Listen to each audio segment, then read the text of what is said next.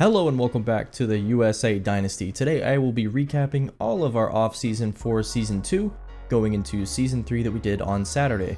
Starting with the Texas game, I thought South Alabama looked really good in this game for probably 2 quarters, and then Texas took over. It really was just a talent difference, and that's the main thing I want to address in this offseason. Now Aaron Bull is our new defensive coordinator. I think he will help out some there, as we will get some different things related to linebackers, defensive backs, and defensive linemen that should help us quite a bit on those sides of the field. And then he even has a few offensive boosts as well from that defensive coordinator position as a master motivator, so that should be pretty fun. I wanted to compare the quarterback play of Zach Pyron and Ryan Rivers, not necessarily to compare the players as much as just how we did offensively.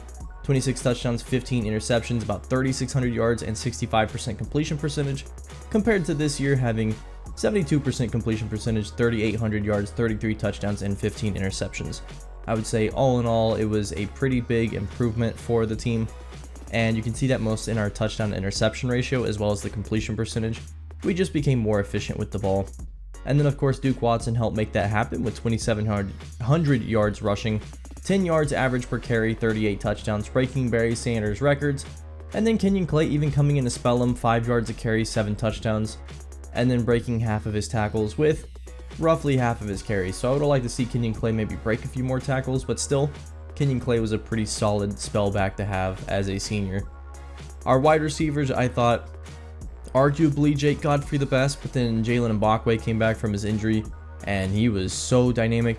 Corey Milliner didn't necessarily pop as much stats-wise, but Milliner in the red zone was our most reliable threat, and I thought he was a pretty good drop-to-catch ratio. Mbakwe just kind of shined the most in my opinion. On defense, obviously it was our 2 seniors that really led this defense, Wesley Miller and then Blaine Myrick, probably the MVP on defense. But a close second or third, I think you could make the case for RJ Moss, who ended up having so many tackles for loss, 23 TFLs, 13 sacks. He was incredible, plugging up the run and then getting to the quarterback. Really solid play from him. Now players leaving, we find out Duke Watson declaring for the NFL draft. Only projected round 6 and 0 persuasion chance. I've never seen this. No chance to tell him to come back at 89 overall. I thought that was pretty cool, really realistic, and I like seeing that. I just wish he was projected a little higher. Dallas Young also leaving, a lot of our corners leaving. I really wanted to keep Dallas Young, very low chance, and we get him to stay, so I'd say that's a win. Our very first attempt of the offseason works. And then Deuce Vance, we cannot persuade to stay, but at least we got one of those cornerbacks to stay. Quandre Stitzer had a lot of upside. He'll be leaving. Deontay Waller, our punter, very low. Another very low persuasion chance works, so we were getting very lucky. How about low with Randy Noble? He decides to stay. I mean, we're just getting everybody to stay. It was really awesome to see. Medium chance on Jared Hollins. Of course, he's one that doesn't stay. And then Caleb Dozier at Mike linebacker, we can't get him to come back either. That left one more persuasion. I figured it wasn't going to happen, but let's just give it for Duke Watson. Let him know we want him to stay even if he's leaving, and he does leave. That's fine. Go have fun in the NFL. You deserve it. Now, I wanted to look through other teams. I'm only allowing myself to look through other Alabama teams to see which players are transferring for them. Willie Goodwin at cornerback looked really solid. 74 overall, sophomore, so hopefully we could retain him for a few years. Tough to say. And his ratings were solid. We could get them up to a decent level. I thought he'd be a good stopgap corner to bring in because we just weren't going to have a lot of options due to our playing style. And then Mark Fletcher for Alabama, their running back, 92 overall, and the complete package. He has speed, he has bruiser ability, he has elusiveness, he can even catch the ball some. He really is the complete package. I thought this could be potentially a Derrick Henry-esque player for us, especially with how we run the ball. That was somebody I was going to ask to come here. Xavier Mincy, safety. We could use just any secondary help possible. 5-star rating, somehow higher than Fletcher. And you can see kind of what makes him so good. He's very athletic for safety. You almost would want him to play corner some. And he has really good run support. So I thought he would be a perfect player to bring into the box if we wanted to run more of a 4-2-5 and have him play that nickel corner most of the time, at least on the field. Auburn had some players leaving too that I really wanted to look at. Jordan Crawford, defensive tackle, freshman redshirt, 4-star player. and he definitely has the skill set to be just the guy you throw in the middle of the field and he eats up everybody on the offensive line. Now, I had some points to spend, and because we lost Duke Watson, that meant I wanted to have a better scouting for running backs. I knew I wanted to target Fletcher, and I knew he'd be good, but who else was going to be available, and how good would they be? I wasn't allowing myself to check any other running backs other than Alabama players. So that's kind of the house rule going forward. All the high school recruits I'm not going to commit to, or not going to change anything on. I already have them committed. Gideon Davidson, number 3 player in this class, number 1 running back, and he has us top 6 on his interest. You remember him from Clemson? He was really, really good. He ended up rushing for a lot of yards. He is a very dynamic player. I think he's kind of like 1A, 1B with Mark Fletcher, who you can see down there at 5, does not have interest. Now, we'll be adding Mark Fletcher, but first I wanted to scout Davidson. I never actually saw his ratings, just how good he was on the field. 93 change direction, 95 speed. Oh yeah, 95 acceleration, the juke at 94, the ball carrying vision 87, break tackle 83. He was the full package at running back. I mean, talk about keeping Duke Watson, but maybe even better than Duke Watson. And the biggest thing is, he has some ability cards already that would make him really good. You saw that in this game. So you can see his little juke arcade icon there. I believe that's Shifty. I can't exactly remember, but he was going to have the ability to take over this offense. You saw what Duke Watson did. You can do better. That's my pitch to you, Gideon Davidson, and we'd offer him the full 50 and a scholarship. Mark Fletcher, though, again, I want to bring him in, and I'm not going to be upset if I bring in both of them, because they could play that Kenyon Clay Duke Watson role, except Fletcher could be even better than Clay and get more touches. I think of Judkins and Henderson at Ohio State when I think of those two coming here. Willie Goodwin, we remember him from Troy. First of all, it wouldn't hurt to take someone from Troy. Second of all, he has interest in us. Top 2, playing style. I don't really understand, why Troy's losing him. I thought they were a pretty good team, but we'll take their war chest if we can. Of course, Xavier Mincy from Alabama we're going to scout, and then Colin Gill was another person we added in, just trying to see if we can get some secondary help because we lost so many pieces, including graduates and transfers.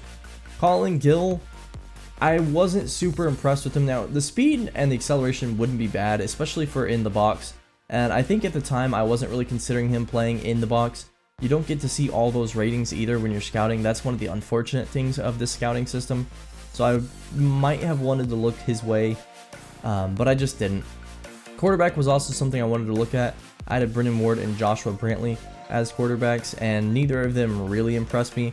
The thing with Ryan Rivers was just that he was solid, but as you'll see here, Ryan Rivers just didn't have the awareness, I thought, and it's never going to improve.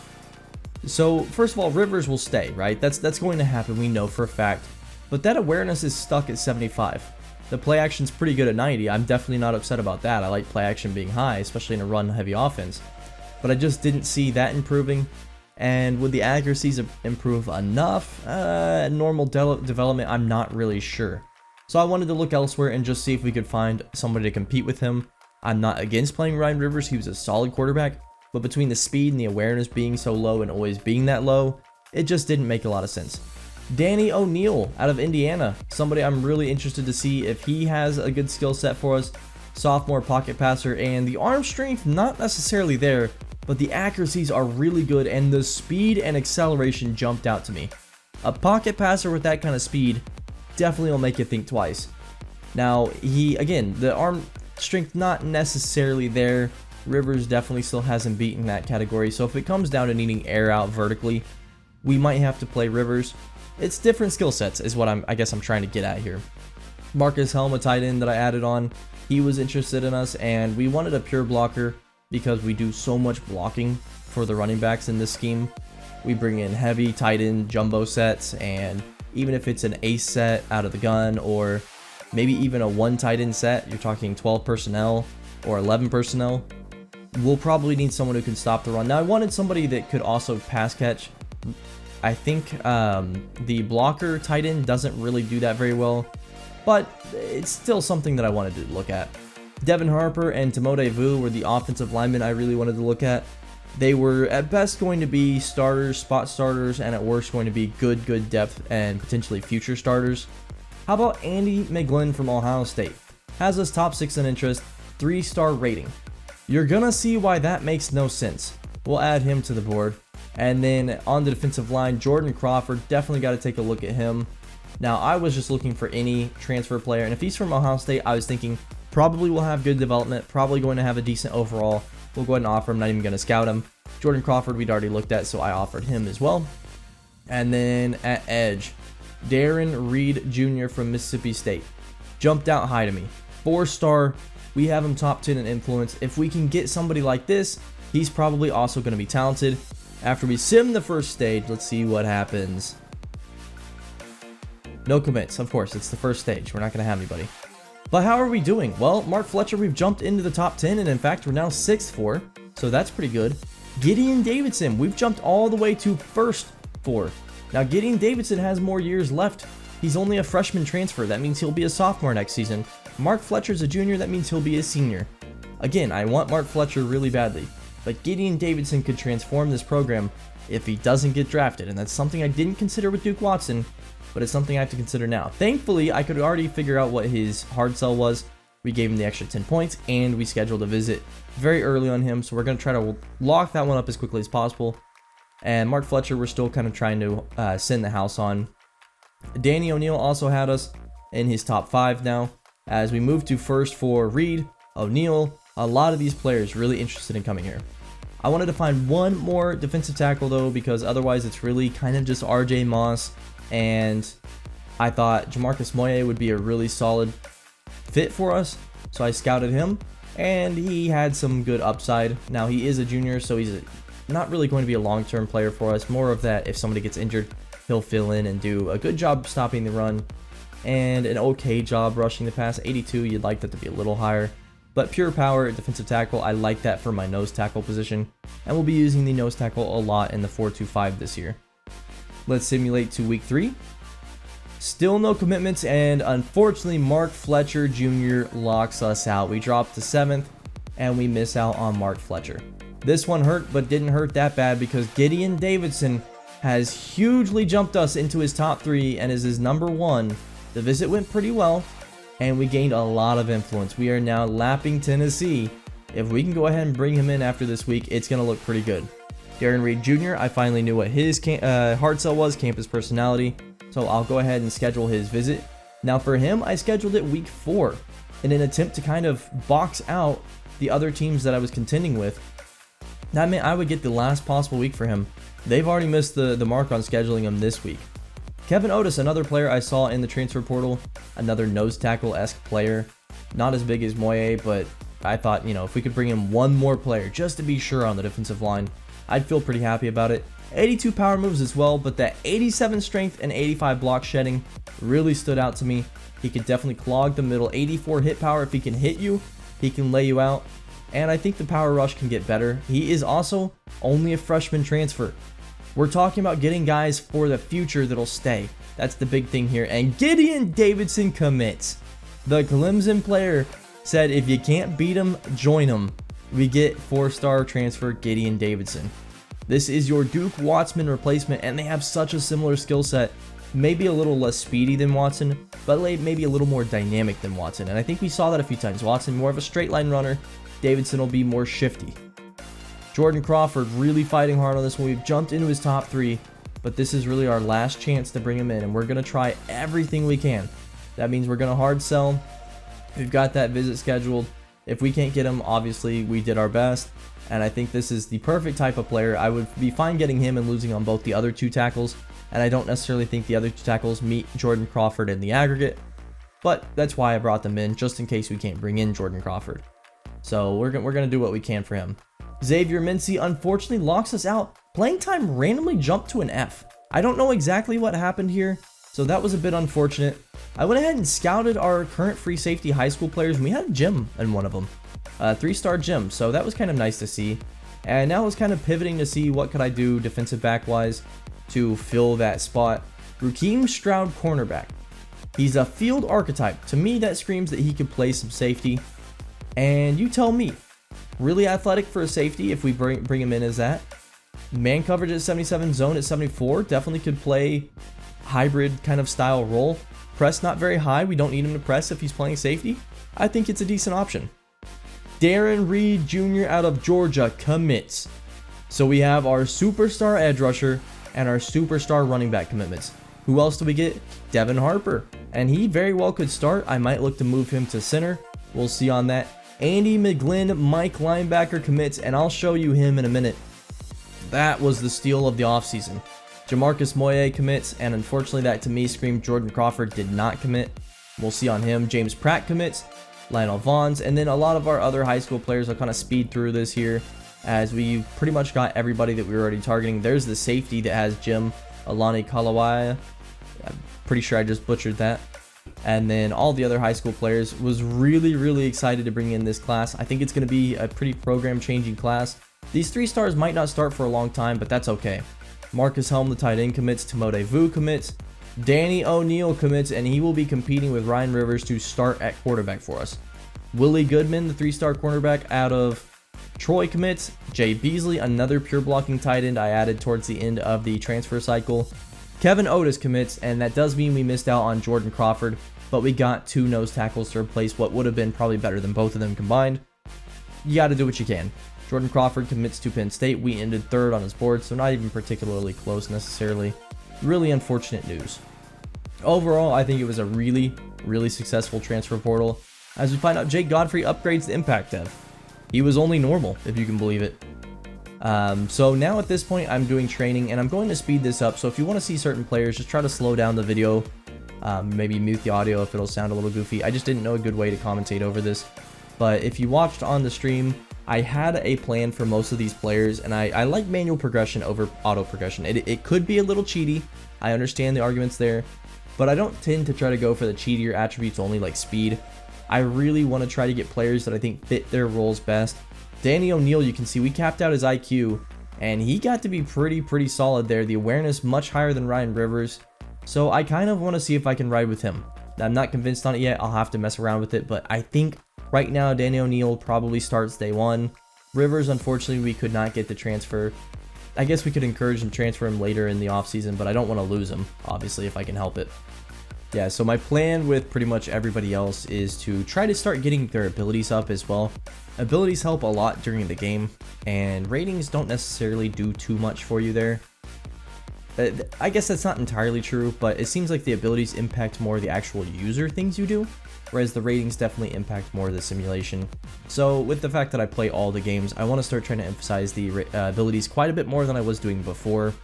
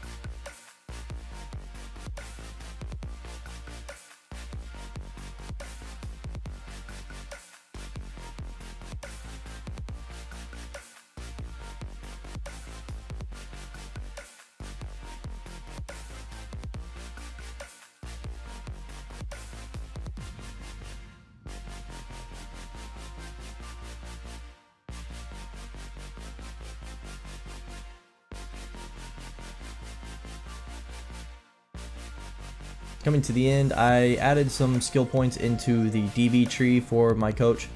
Really just want to make sure I get the defensive backs as good as possible. They were, I would say, our biggest weak point last year. We had pass rush.